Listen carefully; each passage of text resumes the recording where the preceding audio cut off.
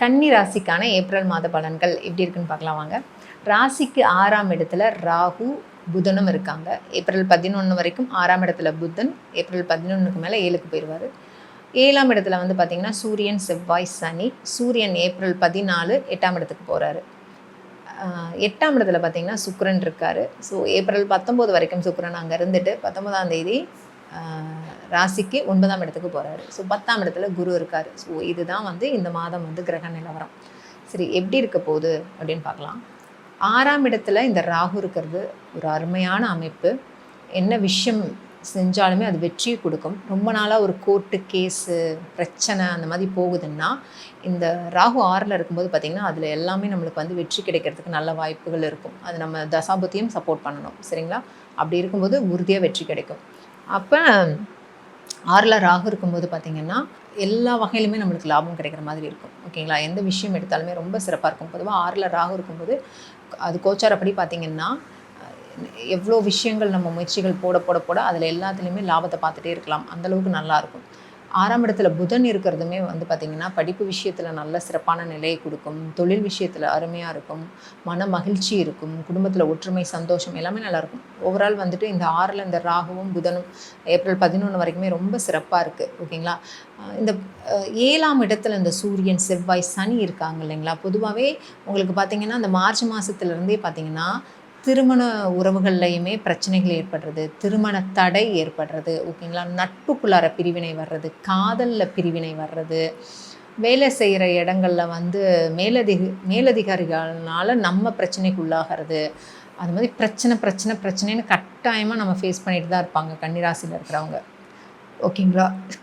நிச்சயமாக ஏதாவது ஒரு வகையில் தனக்கு நெருக்கமான ஒன்றை வந்து இழந்திருப்பாங்க, இல்லை இழக்கிறதுக்கு சான்ஸ் இருக்குது, ஓகேங்களா? வேலையில் நிறைய பேர் வந்து வேலை மாற்றம் ஏற்படுத்திக்கிறது, இல்லை வேலை இழப்பு ஏற்படுறது, அது எதுவுமே இல்லைனாலுமே அந்த வேலையில் வந்து ஒரு பணி சுமை அதிகமாக இருக்கிறது, அதில் அதிகமாக போராடுறது, தன்னை தக்க வச்சுக்கிறதுக்காக அந்த வேலையிலே ரொம்ப போராட்டத்தை பார்க்கறது, ஒரு ஸ்டேஜில் அதை தூக்கி போட்டு எப்படா வெளியே வருவோம், இந்த நிலையிலேயே வேலை செஞ்சுட்டே இருக்கிறது எவ்வளோ கஷ்டமாக இருக்கும் இல்லைங்களா? ஸோ அதனால் வந்து கொஞ்சம் பொறுமையாக நிதானமாக வந்து ஹேண்டில் பண்ணுங்கள். இப்படி இந்த சனியோட பயிற்சி ஆகிற வரைக்கும் கொஞ்சம் அந்த இடத்துல அப்படி தான் நம்மளுக்கு இருக்கும்.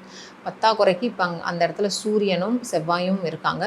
11ஆம் தேதி புதன் அங்கே போகிறார், ஓகேவா? கிட்டத்தட்ட அந்த ஏப்ரல் 14 வரைக்குமே பார்த்திங்கன்னா சூரியன் அங்கே இருக்கிறாரு.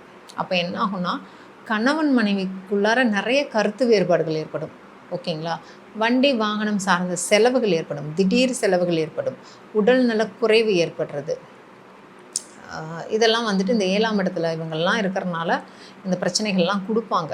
அதனால் நம்ம என்ன பண்ணணும், அதிகமாக ஆர்கியூமெண்ட்ஸ்குள்ளே போகாதீங்க. வேலை விஷயத்தில் கொஞ்சம் கரெக்டாக இருந்துக்கோங்க. எந்த ஒர்க் எப்போ முடிக்கணும்னு பார்த்து சரியாக செஞ்சுருங்க. ஹெல்த்தை கொஞ்சம் நல்லா பார்த்துக்கோங்க, ஓகேங்களா? பொதுவாகவே வந்து பார்த்திங்கன்னா எவ்வளோ இதாக இருந்தாலும் நம்மளுக்கு வந்து பண தட்டுப்பாடு வர்றதை கூட நம்ம சமாளிச்சிடலாம். ஆனால் ஒரு போராட்ட குணத்தோட வீட்டுக்குள்ளே ஆகட்டும் வெளியே ஆகட்டும் ஒரு ஈகோவோடு நம்ம ட்ராவல் பண்ணுறதுங்கிறது ரொம்ப கஷ்டம், கரெக்டுங்களா? அப்போ இந்த இடத்துல 7ல் வந்து இந்த சூரியன், சனி, செவ்வாய் இருக்கும்போது என்ன ஆகும்னா மனைவியோடையோ கணவனோடையோ கருத்து வேறுபாடுகள் கொடுத்துக்கிட்டே இருக்கும். அதனால் கொஞ்சம் நீங்கள் அதை ரியலைஸ் பண்ணி அவங்களோட அதிகமாக தர்க்கத்தில் ஈடுபடாதீங்க தயவு செய்து. அவங்க சைடே தப்பு இருந்தாலும் நம்ம வந்து எந்த அளவுக்கு வந்து சண்டைகளை வந்து தவிர்த்துட்டு போகிறோமோ அந்த அளவுக்கு நல்லது. ஒன்று நம்ம சொல்லி புரிய வைப்போம், ஓகேங்களா? புரிஞ்சால் சந்தோஷம், புரியலைன்னா தயவுசெய்து அதிகமான வார்த்தைகளை கொடுத்து இன்னும் கசப்பை அதிகப்படுத்திக்காதீங்க. கொஞ்சம் அமைதியாக அந்த ஒரு டைம் கொடுத்து வெளியே வாங்க. அதுக்கப்புறம் அதுவே தானாக சரியாயிடும், சரிங்களா? இப்போ 7ல் இருக்கிற சூரியன் 8க்கு போகிறாரு. 8ல் சுக்கிரன் இருக்கார். 8ஆம் இடத்துல சுக்கிரன் இருக்கிறது சிறப்பு தான், நல்லா இருக்குது. சுக்கிரனோட அமைப்பு வந்து பார்த்திங்கன்னா கன்னிராசிக்கு நம்மளுக்கு பணம் விஷயமாகட்டும், சுப நிகழ்ச்சிகளாகட்டும், பெண்களுக்கு சந்தோஷம், இது எல்லாமே நல்லா இருக்குது இந்த மாதம். சுக்கிரனால் கன்னிராசிக்கு வந்து பலம் கூடி தான் இருக்குது, ஓகேங்களா? ஆனால் இந்த 7ஆம் இடத்துல இந்த கிரகங்கள் இருக்கிறது வந்து நிச்சயமாக வந்துட்டு கொஞ்சம் போராட்டத்தை கொடுத்துட்டு தான் இருக்கும். அது 7ல் செவ்வாய் இருக்கும்போது என்ன ஆகும்னா அப்படியே வெடிச்சிரும் சண்டை, அந்த மாதிரி ஏற்படுத்துவார். ஸோ ஏன்னா சனி வேறு அங்கே இருக்கார் இல்லைங்களா? இதில் போதாக்குறைக்கு உங்கள் ஜனனகால செவ்வாயோ சனியோ அங்கே இருக்கிற பட்சத்தில் இன்னும் பிரச்சனைகள் அதிகமாகும். அதனால் இதில் கொஞ்சம் கவனத்தோடு இருங்க. 8ல் சூரியன் போகும்போது கவர்மெண்ட் சம்மந்தப்பட்ட விஷயத்தில் கவனமாக இருங்க. ஓகேங்களா? தேவையில்லாமல் நம்ம போய் ஃபைன் கட்டுற மாதிரி ஆகிடும். அதை பார்த்துக்கோங்க. உடம்புல வந்து உஷ்ணம் அதிகமாகி அதன் மூலமாக ஹெல்த் பிரச்சனை வர்றது. ஸோ அப்போ டைமுக்கு சாப்பிட்றது, உடம்பை வந்து குளிர்ச்சி பண்ணுற மாதிரியான உணவுகள் எடுத்துக்கோங்க. ஓகேங்களா? கீரைகள், காய்கறிகள், பழங்கள் இதெல்லாம் கட்டாயமாக அந்த மாதம் அதிகமாக எடுத்துக்கிறது நல்லது. 10ஆம் இடத்துல குரு. பொதுவாக 10ல் குரு இருக்கும்போது என்னென்ன நடக்கும்னு பார்த்திங்கன்னா, பிடிக்காத வேலை மாற்றம், வேலையில் பிரச்சனை கொடுக்கறது, தொழிலில் பிரச்சனை கொடுக்கறது, போட்டி, நமக்கு நிறைய போட்டி பொறாமைகள் ஏற்படுறது, இதெல்லாம் இந்த 10ல் இருக்கிற குரு கொடுக்கும். அதே மாதிரி இன்னொன்று என்னென்னு பார்த்திங்கன்னா, நம்மளே முதல்ல திருப்தியாக இருக்க மாட்டோம். பொதுவாகவே ஜனன ஜாதகத்திலே 10ஆம் இடத்துல குரு இருக்கும்போது பார்த்திங்கன்னா, புலம்பிக்கிட்டே இருப்பாங்க. என்னோடய தகுதிக்கான வேலை இது இல்லை, நான் உழைக்கிறதுக்கான சம்பளம் எனக்கு கிடைக்கல, இதை மாற்றணும் அப்படிங்கிற மாதிரி புலம்பல்கள் இருந்துக்கிட்டே இருக்கும் 10ல் குரு இருக்கும்போது. ஸோ அதில் கொஞ்சம் கவனமாக இருந்துக்கோங்க. வேலை விஷயத்தில் கவனமாக இருங்க. ஒரு மே மந்த் வரைக்கும் தான். நிச்சயமாக மே மாதத்துக்கு அப்புறம் பார்த்திங்கன்னா நிறைய நல்ல மாற்றங்கள் ஏற்பட்டிருக்கும். ஏன்னா கன்னிராசி தொடர்ந்து நிறைய மனக்கசப்புகள், அதாவது உறவுகள் மூலமாகட்டும், பொருளாதாரம் மூலமாகட்டும், நீங்கள் நிறைய தடைகளையும் பிரச்சனைகளையும் சந்திச்சுட்டு வந்துட்டு தான் இருக்கீங்க. இந்த மே மாதத்துக்கு அப்புறம் உறுதியாக குரு பயிற்சி ஆகும்போது நிறைய ஒரு நல்ல மாற்றங்களை நீங்கள் நிச்சயமாக லைஃப்பில் அனுபவிப்பீங்க. உறுதியாக அது நடக்கும்.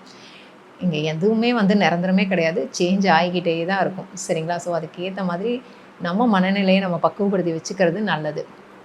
ஓகே, கன்னிராசிக்கு பார்த்திங்கன்னா 12ஆம் இடத்துல கேது. ஸோ 12ல் கேது இருக்கும்போது நம்ம செய்ய வேண்டிய முக்கியமான விஷயம் வந்து தேவையில்லாமல் மற்றவங்களுக்காக பொறுப்பேற்றுக்கிறது. ஓகேங்களா? ஜாமீன் பண்ணுறது, இதை தான் முக்கியமாக நீங்கள் அவாய்ட் பண்ணணும். மற்றபடி வந்துட்டு 12ல் கேது இருக்கிறனால விநாயகர் வழிபாடு, துர்க்கை வழிபாடு இதெல்லாம் பண்ணிட்டு வாங்க. ஓகேங்களா? இந்த மாதம் கட்டாயமாக துர்க்கை வழிபாடு பண்ணுங்கள், விநாயகர் வழிபாடு பண்ணுங்கள், ரொம்ப நல்லது. இப்போ இந்த கன்னிராசியில் பிறந்தவங்களுக்கு இதில் உத்திர நட்சத்திரத்தில் பிறந்திருக்கீங்க இல்லையா, நீங்கள் வந்து அதிகமாக மாதுளை எடுத்துக்கோங்க, ஐயப்பன் வழிபாடு பண்ணிட்டு வாங்க எப்போவுமே. இதில் வந்துட்டு ஹஸ்த நட்சத்திரத்தில் பிறந்தவங்க ஒன்றுமே பண்ண வேணாங்க. தூங்கி எழுந்தோனையுமே உங்கள் உள்ளங்கைகளை மட்டும் பாருங்கள் ரெகுலராக. இது பார்த்துட்டே வாங்க, நல்ல சேஞ்ச் கிடைக்கும். பொதுவாகவே ஹஸ்தத்தில் பிறந்தவங்களுக்கு பார்த்திங்கன்னா இந்த கைகள் கொண்டு செய்யக்கூடிய வேலைகள் எல்லாமே ரொம்ப நல்லா சிறப்பாக இருக்கும். ட்ராயிங் பண்ணுறதாகட்டும், ஓகேங்களா, கைவினை பொருட்கள், இந்த மாதிரியான விஷயங்கள்லாம் ரொம்ப அழகாக இவங்க பண்ணுவாங்க. ஸோ கட்டாயமாக வந்துட்டு எந்திரிச்சோடனே உங்கள் உள்ளங்கைகளை பாருங்கள். அதே மாதிரி கை தட்டுறதுமே ரொம்ப நல்லது. கை தட்டுறது எல்லாத்துக்குமே ரொம்ப நல்லதுங்க. நம்மளுக்கு ஆரோக்கியம் சார்ந்த ஒரு விஷயம் தான் கை தட்டுறதுங்கிறது. ஸோ கட்டாயமாக அதை பண்ணுங்கள். இதில் வந்து பார்த்திங்கன்னா சித்திரை நட்சத்திரத்தில் பிறந்தவங்க, சித்திரை 1, 2, ஓகேங்களா, இவங்க வந்து என்ன பண்ணலாம் அப்படின்னு பார்த்தீங்கன்னா, சிவன் கோவிலுக்கு போகிறது, அங்கே வில்வ மரம் இருக்கும் இல்லைங்களா, அந்த மரத்தடியில் உட்கார்றது, அந்த மரத்துக்கு நீர் விடுறது, உங்களுடைய ஜென்ம நட்சத்திரத்தன்னைக்கோ இல்லை வருஷத்தில் ஒரு முறை இந்த புரட்டாசி மாதம் சூரியன் உங்கள் ராசியில் சஞ்சரிக்கிறார் இல்லைங்களா, அந்த மாதத்தில் போயிட்டு உங்கள் ஜென்ம நட்சத்திரம் வரும் இல்லையா, சித்திரை நட்சத்திரம், அன்னைக்கு நீங்கள் ஏதாவது கோவில் நந்தவனத்தில் உங்கள் கையால் ஒரு வில்வ மரம் வச்சு வளர்த்தி அதை பாதுகாத்தீங்கன்னா தலைமுறைக்கும் புண்ணியம் சேர்ந்துக்கிட்டே இருக்கும். சரிங்களா? கட்டாயமாக அதை வந்து ஃபாலோ பண்ணுங்கள். ஸோ ஓவரால் கன்னிராசி என்ன பண்ணணுன்னா, கருத்தே சொல்லாதீங்க இந்த மாதம். ஓகேங்களா? எல்லா இடத்துலையும் கொஞ்சம் விட்டு கொடுத்து பொறுமையாக எடுத்துகிட்டு போங்க. ஒரு சப்போர்ட்டான விஷயம் வந்து சுக்கிரன் நல்லா இருக்கார் இந்த மாதம். சுக்கிரனால் கிடைக்கக்கூடிய பலன்களும் 6ஆம் இடத்துல இருக்கிற ராகுனாலையும் நல்ல பலன்களே கட்டாயமாக நிறைவேறும். 7ஆம் இடத்துல இந்த பாவகிரகங்கள் இருக்கிறனால குடும்பத்துலேயும் சரி, நட்புலையும் சரி, காதல்லையும் சரி அதிகம் எதிர்பார்ப்புகள் வைக்காதீங்க. ஓகேங்களா? அந்த எதிர்பார்ப்புகளை குறைச்சிங்கனாலே அங்கே பிரச்சனைகள் வராது. ஓவரால் கன்னிராசிக்கு வந்து சிறப்பான ஒரு மாதமாகவே இந்த மாதம் அமையும்.